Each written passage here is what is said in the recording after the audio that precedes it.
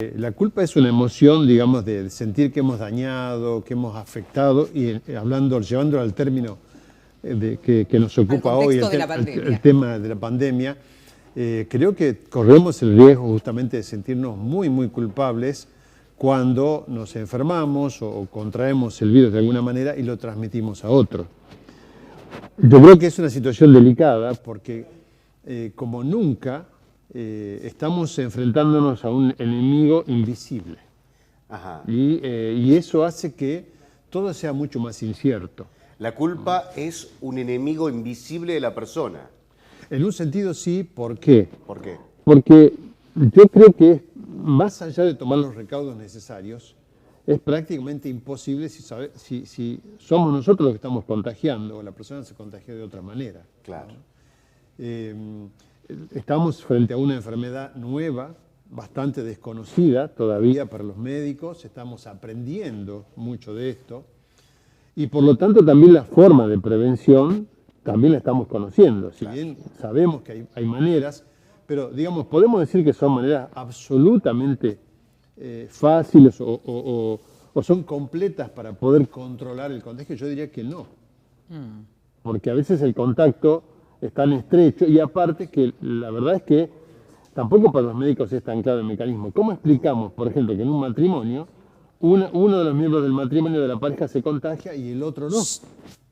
Claro. Entonces, realmente tenemos una situación bastante compleja. O sea, yo he conocido personas donde uno de los miembros de la pareja se contagió, se enfermó, tuvo hasta la neumonía, por ejemplo, pero su pareja no. Indudablemente hay una cuestión también que desconocemos en la inmunidad, claro. Hay cuestiones que desconocemos por qué algunas personas se contagian más fácilmente que otras. Bueno, sabemos, por ejemplo, que el grupo A, el grupo de sangre A, es más proclive. ¿Por qué? Porque se estudió, se vio que muchos de los enfermos eran del grupo A.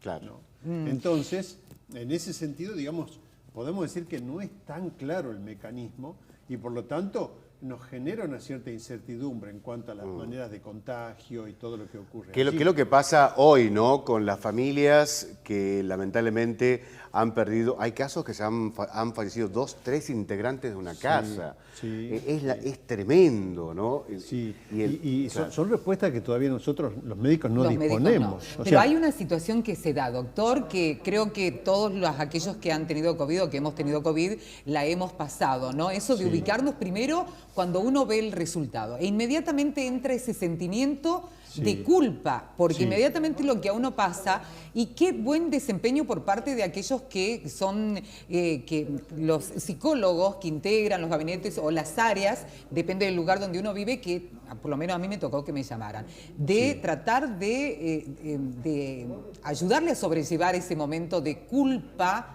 porque uno se pone a pensar en ese momento, en qué momento, a quién habré contagiado, qué puede llegar a determinar el que yo haya contagiado o no, porque inclusive hay que trabajar sobre eso, porque uno no sabe si realmente contagió a otra persona. Realmente no lo podemos saber.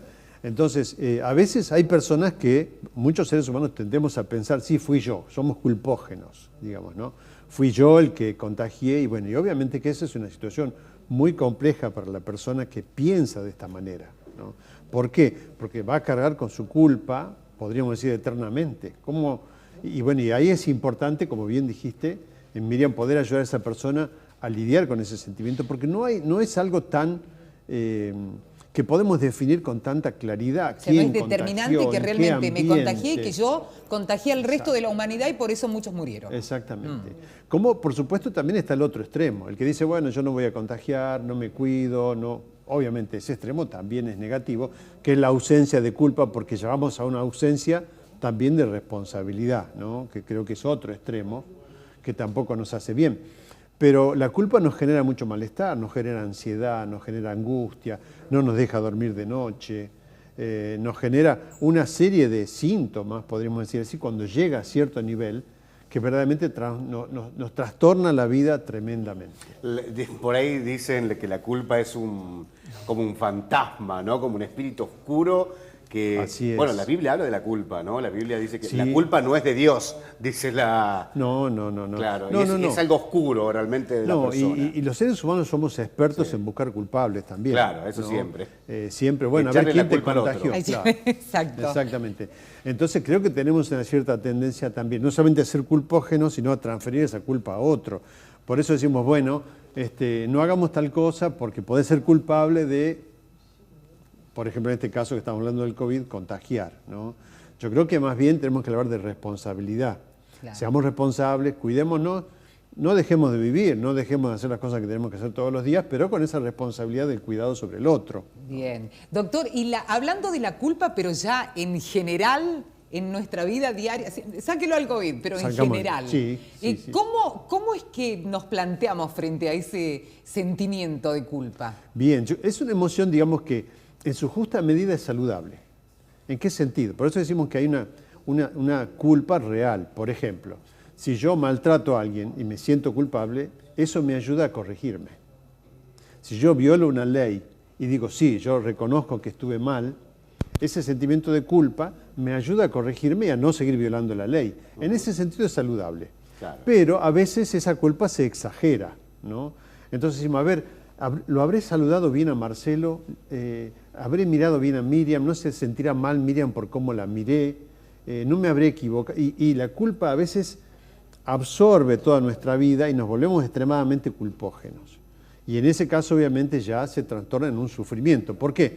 Porque es como que entramos en una especie de culpa falsa, encontramos culpas o errores en todos lados. Y eso obviamente que nos trastorna la Hay vida. culpas ¿no? falsas y culpas reales. Exactamente, Ajá. exactamente. Las culpas reales las tenemos que asumir. Claro. Las tenemos que asumir, tenemos que corregirnos. Si yo ofendí a mi esposa, tengo que pedirle perdón, tengo que estar dispuesto a cambiar.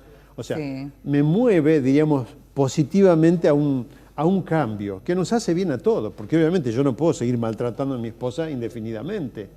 En un momento tengo que reconocerlo y poder cambiar. Qué buena esa imagen, ¿no? De esa persona llevando esa enorme roca. Exacto. ¿Esa es la culpa? Bueno, esa es una culpa falsa, podemos decir así, Ajá. ¿no? Porque la persona lleva una carga que no debería llevar. Bien. Siente culpa donde no la hay, cree que se equivoca constantemente, siente que por haber hecho algo puede afectar a otros, ¿no? De una manera negativa. Entonces, en ese sentido podemos hablar de que hay una culpa falsa muy, muy importante y eso nos hace blanco de un tema que hablamos antes, no sé si ustedes lo recuerdan, Sí. cuando hablamos de la manipulación. Ahí está esa imagen. Señor director, ¿podemos ponchar esa? Ahí está. Mirá vos. Exacto. ¿Y hay gente que carga con esa piedra toda la vida, doctor? Totalmente. Hay personas que... ¿Aguanta tanto la persona? Sí, y cargan realmente con culpas tremendas, ¿no? Bueno, yo hice tal cosa y provoqué tal cosa en otra persona, ¿no? Qué sé yo, me porté mal y por eso mi pareja me abandonó y no me puedo perdonar. No me puedo perdonar porque me siento tan culpable de haber cometido un error, por ejemplo, que provocó la ruptura. Tal vez la ruptura no fue por eso, pero yo lo considero de esa manera. Por eso decimos que es una culpa falsa.